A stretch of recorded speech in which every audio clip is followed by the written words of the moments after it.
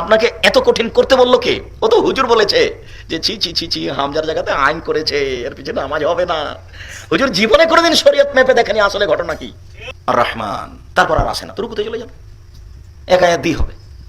আল্লাহ বলছেন তুমি পড়ো কোরআন মাজিদ থেকে যা সহজ হয়। তা আমার সহজ হয়েছে আর রহমান, আর নাই, তা আমি রুকুতে চলে যাব। উমর রাদিয়াল্লাহু তাআলা এক লোকের গলায় গামছা পেঁচে টেনে ধরে নিয়েছে রাসূলের কাছে। আল্লাহ রাসূল যেভাবে কোরআন মাজিদ পড়িয়েছেন তার উল্টা পড়ছে। তখন আল্লাহ রাসূল বলছেন ওকে আগে ছাড়ো তো, এভাবে ধরে নিয়ে ওকে আগে ছেড়ে দাও। ছেড়ে যখন দিয়েছেন পড়ো পড়ো তো কোরআন মাজিদ, তো পড়েছে।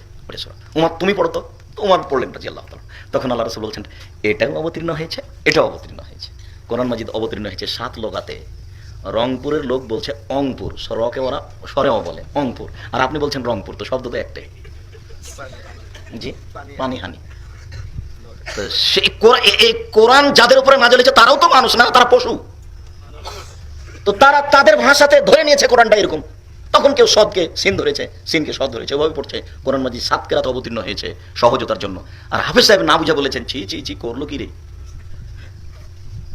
যখন কোরআন মাজিদ পিছনে আছে তখন থেকে ওরই নামাজ হয়নি, খালি ও টেনশনে চিন্তাই বলে যে সালামের পরে কি বলবে।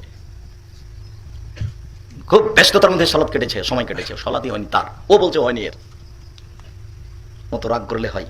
আপনি একটু ঠান্ডা হন, নিজে কোরআন হাদিস বুঝেন না, মানুষের পিছনে অত দৌড়িয়ে বেড়ান কেন? সম্মানিত দিনী ভাই বোন,